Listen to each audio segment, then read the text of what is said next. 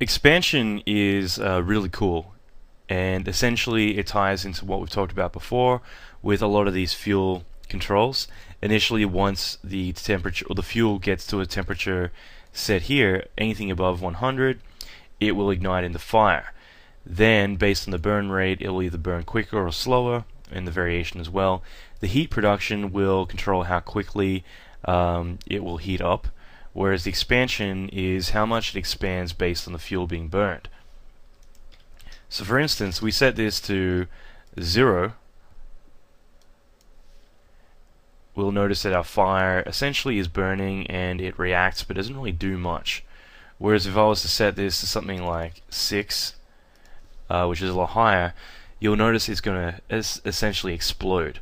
And this is something that we use in, expansion essentially is how much do you want your fuel to explode. So something that is actually fire, you don't really want to use expansion much. You might a little bit to get it to expand out a little bit to get a nicer kind of plume, but ultimately you don't want something this big.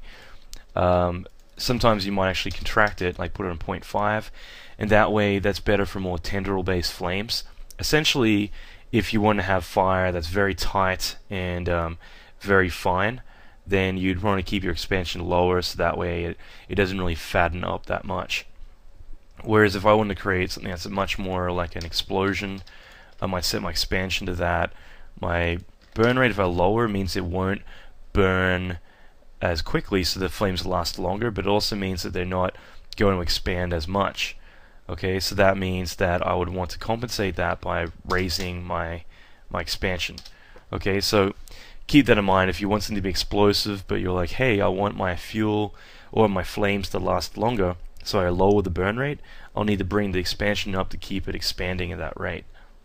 But this is essentially a really good way to kind of create more of an explosive effect, and so it's something that ties in really well with using it for explosions and so forth.